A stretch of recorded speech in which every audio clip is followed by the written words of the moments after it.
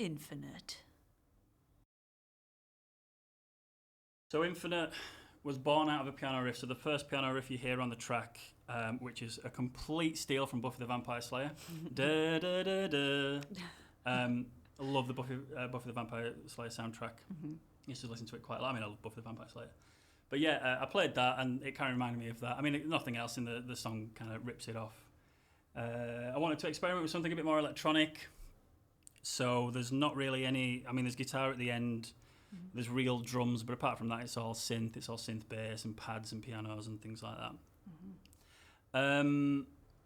Yeah, I guess, I mean, this was the second song written after Quiet, so where Quiet, even though it's down tempo, it's a bit more upbeat as a track. I really wanted this to be really somber, really kind of, it's not lo-fi, but I can't really think of the right word. It's just really kind of slow and chilled out. And yeah, I was getting to learn. I was learning Cubase at the time a little bit more seriously. So this was kind of my experimentation with sounds in there. Like, what does it do? How can I do this? And it was the thing I used to learn Cubase with, really. And then once I had an idea of what I kind of thought vocally, and this has only happened a few times with us, where I've kind of come to you and gone, can you do something like this? I've got this little thing in mind, which doesn't happen very often because I don't want to step on your toes. But as soon as I knew I wanted it to be about Peter Pan, and more specifically Peter Pan 2, and I'll tell you why in a second. Then I added a couple of things like the music box. So again, music box, very childlike instrument. Peter Pan, never grow up, children, that kind of idea. Solo, I mean, the guitar solo at the end, I always wanted to do at least one guitar solo that I could kind of be proud of. I think, I really tried hard with that solo, and it's very much in my style of playing. I mean, the band Anathema will come up a lot in these songs, but that's kind of the guitar solo style I like, which is, in theory, a kind of boiled down version of like a David Gilmour, Pink Floyd kind of thing. So I want it to be very melodic. I can't play it fast anyway, but I want it to be very melodic. And it's quite a grand song. I mean, we didn't have the title Infinite for a while, but I think it's a very grand song. It's quite open. Again, very simple structure. Basically one chord pattern all the way through, the same 4 chords all the way through, apart from in the midsection where it does that kind of sub-droppy thing. But yeah, I had a 2-year-old at the time, and I watched Peter Pan 2, Return to Neverland, I think it's called. And I mean, Peter Pan's one of my favourite books ever, so I love the character and I love Hook. It's one of my favourite films. So I was watching it and I was paying attention. It's a really good film, actually. But the end scene, the last 5 minutes, is because the whole film's about basically Peter goes on an adventure with Wendy's kids, and Wendy's all grown up. And Peter doesn't. I mean, in the book it's different. Like it's a different interaction, but in the film, Peter kind of drops off Wendy's child after an adventure, and he sees Wendy for the first time growing up, and it just brought my heart. It was kind of like growing up. I know we both have this saying, like it's fine to grow old, but I never want to grow up. No. So it was kind of like, oh, that's it. That's the loss of innocence. That's the whole, she's grown up. She's forgotten what it's like to be a kid, and Peter has to live with that idea that, she's, the one that got away, which is kind of directly in the lyrics. So I remember coming to you and just saying, I watched Peter Pan 2, I cried my eyes out, and I explained the scene, and I just kind of went, can you do something with that? Yeah. And you did something with that. Yeah.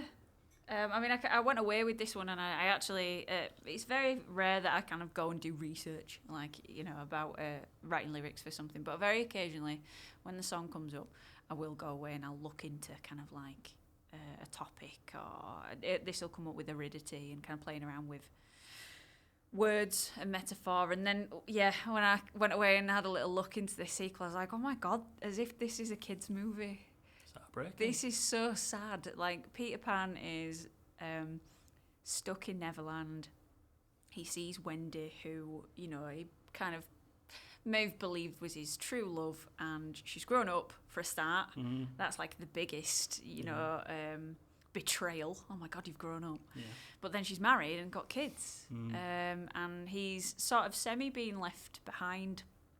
And again, within this one, I used a lot of lyrical connotations around the idea of Peter Pan. I didn't want it to be completely and utterly obvious. I didn't want it to kind of It's all be... people are going to think about now if they listen to it. But, yeah. You know, I didn't want there to be like crocodiles and clocks chiming and things like that. But there's a couple of lyrics within there that, firstly, I'd found were in the book. So there's the first line, "Take flight over skies," is all obviously about kind of Peter Pan flying. There's the middle section, which is almost like the pre-chorus, which is almost really, really fast. It's kind of rapped to an extent. It's very just poppy, very, very pop reminiscent, Yeah. which caught me off guard at first. I didn't know whether I liked it, and then it really sunk in for a while. After a while after that. And I regretted writing it because to try and sing it live in one Yeah. breath is tough. But there's this line, and it says, "Take away our silence, tell us all that we are lost, we are heartless." And there was a line that I read when I was doing the research that was talking about that kids and children are heartless, and it absolutely destroyed me. And it was this idea about children being seen and not heard, and I just thought, God, that's just so wrong. Yeah. So wrong. But it was all what's embedded into the story, and I was like, right, I'm going to pull that out and put that in there. And that's Peter's perspective of kind of going, no, we're not, you know, tell us all that we're lost boys, we're not lost. And then the main line was, "We could be infinite," was this idea that if Peter never grows up, if Wendy had stayed, she would have never grown up too. So they could have lived forever. They could have been infinite. So yeah, there's sort of some very literal meanings in there. And then there's others that are a little bit more sort of underlying, and had you not maybe listened to this or read the lyrics, that you would necessarily know. Yeah, and again, being a new dad, one of the main things I took away is like Peter asked Wendy's like, "Come on, one more adventure," and she chooses her kids, and I'm like, okay, that kind of sealed it for me. And then that was it. It's like, right, well, this is just going to be my ode to Peter Pan. I knew I'd do one eventually. Yeah, I didn't think it'd be the second song I ever wrote, but yeah, go watch the film on Disney Plus. This ain't a plug, but yeah, go watch it. It's really good. You know, I think a little trivia point for you. I think it's one of the only Disney sequels that actually went to the theatre, didn't go straight to DVD. So really? They obviously saw something in it as well. So yeah, that's Infinite.